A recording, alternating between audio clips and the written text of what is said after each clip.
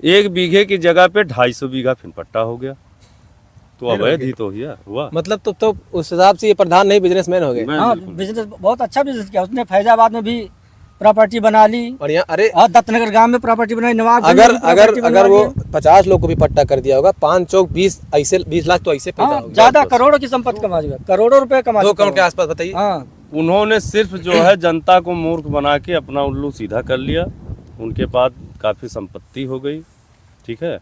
और जितने और जनता जितनी हमारी थी वो तो अब मान लीजिए पट्टा खारिज होगा तो उन्हीं का तो नुकसान होगा बेचारे। बिल्कुल नुकसान होगा। जिसने 50,000 दे दिया, 20,000 दे दिया, 30,000 दे दिया, 40,000 दे दिया, किसका नुकसान? और होना भी चाहिए। अब बताइए। फर्जी पट्टा नहीं, जैसे उनको क्या पता, उनको क्या। अच्छा एक बात बताएं आपको, जी जैसे अभी मान लीजिए मैं आया, जी मेरे को पट्टा मिला, प्रधान मेरे को पट्टा दे रहा है और मैंने 50,000 दे के 1 लाख दे के पट्टा ले लिया। लेकिन जैसे अगर गांव का व्यक्ति समझदार है, ठीक ठाक है, तो वो पहले इस चीज़ की जांच जरूर करेगा कि जो मेरे को पट्टा दिया जा रहा है। 2015 में और 2016 में इतने लोग जागरूक नहीं। हाँ, जागरूक भी नहीं थे समय 10 साल 12 साल पहले। आज के डेट में अगर होगा तो उस चीज़ को वो भापेंगे, बिल्कुल भाप लेगा, जांचेंगे।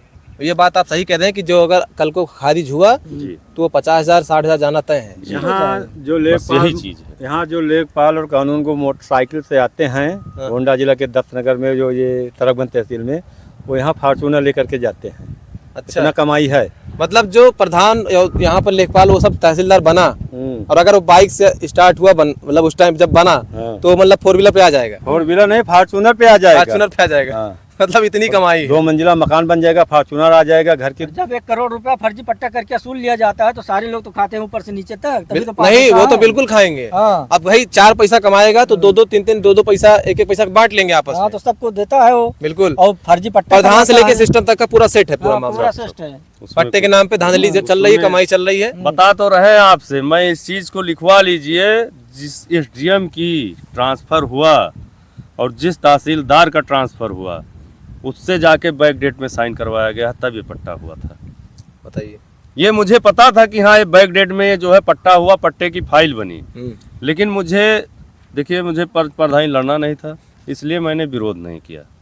जिसको विरोध करना था उसने किया नहीं, मैंने भी किया नहीं। मुझे जानकारी हुई कि ये पट्टा हुआ है, बैक डेट में जो है वो एसडीएम साहब किए हैं, वो एसडीएम साहब किए हैं और तहसीलदार साहब किए हैं, कानून गो साहब किए हैं।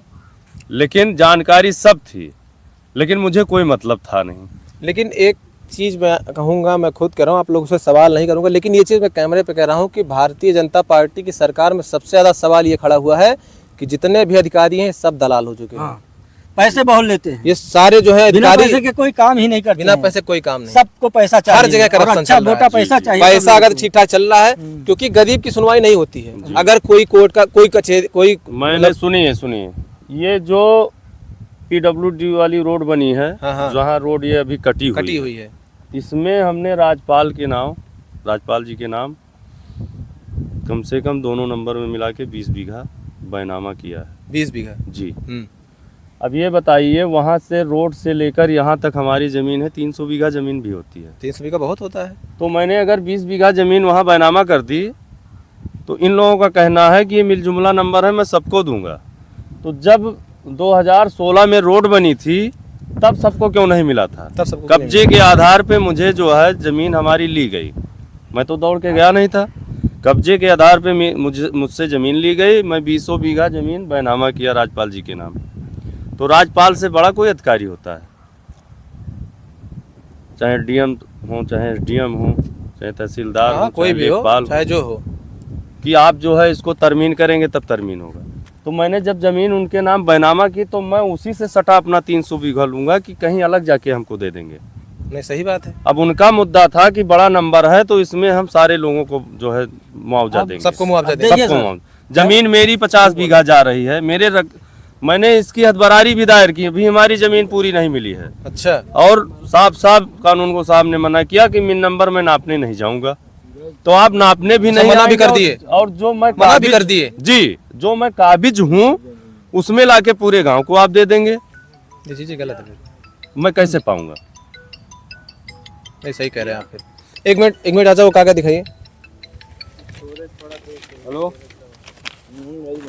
जैसे सवाल एक और है कि अगर आप अपना ही अधिकार मांग रहे हैं तो आपके खिलाफ नोटिस चप्सा कर दी जाएगी। देखिए ये है, इसमें 8 से 10 लोगों का नाम है, 10 लोगों का लगभग नाम है। और इन 10 लोगों का नाम केवल इसलिए लिखा गया है इसमें कि जैसे अगर आप सरकार के काम में और अपने ही अधिकार के लिए अगर उनसे कहने जाएंगे, लिखा गया है, कम से कम 100 आदमी थे, लेकिन इसमें नाम भी लिखा गया है। जो 10 लोगों का नाम लिखा ये गया है, रिपोर्ट जो दी गई लेखपाल के द्वारा ही दी गई, लेकिन ये चुनिंदा लोग हैं। हाँ, चुनिंदा लोग हैं। कि इनके ऊपर जब कार्रवाई करेंगे तो कोई आएगा नहीं। ऊपर जो धाराएं हैं, ये ऊपर की ये धाराएं 170, 126, 125। हाँ मैं समझ गया, मतलब काफी लोग का नाम था, लेकिन इसमें चुनिंदा लोगों को ही टारगेट किया गया। हाँ, कि जो यही लोग पीछे इनको बैक कर देंगे तो और कोई आ नहीं पाएगा। मतलब ये रोड के काम में इन्हीं लोग को टारगेट कर दिया गया कि इन्हीं लोग को दबा के पीछे करो, जी जी, तब जो है काम आसानी से जो है। तो ये चीजें कहीं ना कहीं गलत हैं। मतलब ऐसा तो है नहीं कोई सरकार के खिलाफ जा रहा है, आदमी अपने ही बात हक की जो है बात कर रहा है, पर उसको और मुआवजा ये लोग कहे थे ना, मई में इन्होंने बोला था कि मुआवजा आपका मिलेगा। जो मई बीता है, अब दूसरा मई आने वाला, 1 साल हो जाएगा।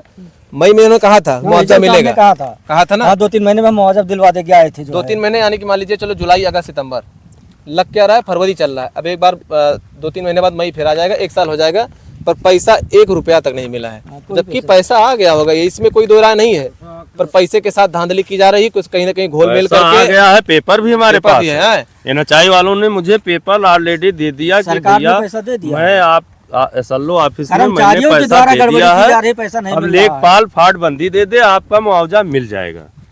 लेकिन लेखपाल साहब ने आज तक फाटबंदी नहीं दे पाए। वो क्यों नहीं दे पाए को आप भी जानते हैं। तो फिलहाल मेरा अनुरोध यही है, मैं उत्तर प्रदेश के मुख्यमंत्री श्री योगी आदित्यनाथ जी को इस वीडियो में टैग करूंगा। उसके बाद जितने यहाँ DM SDM जो भी हैं, आप लोग भी इस वीडियो पे थोड़ा ध्यान दीजिए।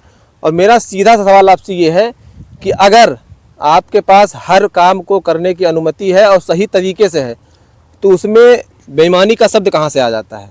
मतलब जो व्यक्ति अपने ही हक के लिए लड़ रहा है, उसके साथ ही खिलवाड़ क्यों किया जाता है?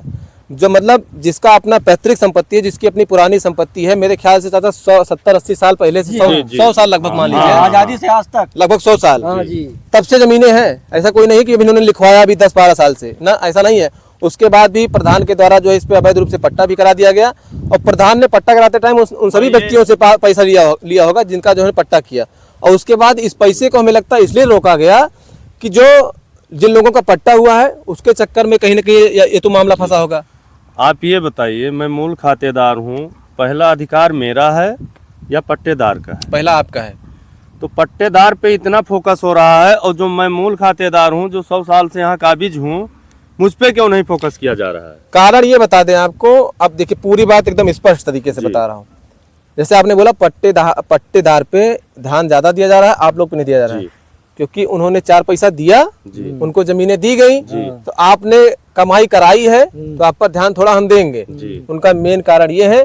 अभी 4 का 24 करिए, अभी 4 का 24 करिए, अभी देखिए। अरे मेरी जमीन भी जा रही, मैं पैसे भी। वही तो मैं कह रहा हूँ ना, बस मामला यही फंस जाता है आके पूरा। प्रशासनिक व्यवस्था में सबसे बड़ा सवाल ये खड़ा होता है कि आप अगर घूम फिर के वही 4-24 करिए, मामला घूम फिर के पैसे पर ही आता है। इसीलिए आप लोगों को पूरी तरह से प्रताड़ित किया जा रहा है। और मेरे ख्याल से 1.5 साल हो गया लगभग, चाचा को 1.5 साल दौड़ते हो गया।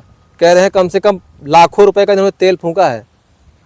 मतलब खाली कहाँ से कहाँ तक बता रहे थे आप? गोंडा से तरफगंज, नवाबगंज, पूरा सरकारी ऑफिस दफ्तर घूमते रहो खाली, तो सुनवाई कोई नहीं, कोई अधिकारी नहीं बचा होगा, कोई भी अधिकारी नहीं बचा होगा जिस अधिकारी से उन्हें कहा नहीं होगा। और पेपर की फाइल तो बन के समझ लीजिए पूरा तैयार बनी होगी, वो धूल जम जाएगी, कोई सुनने वाला नहीं होगा। अब इस पर सुनवाई के नाम पर 0 है, इस पर थोड़ा विचार करिए और ध्यान दीजिए, क्योंकि ये लोग जब यहाँ पर थोड़ा काम को थोड़ा देखने आते हैं, क्योंकि इन्हीं की जमीन पे काम हो रहा है।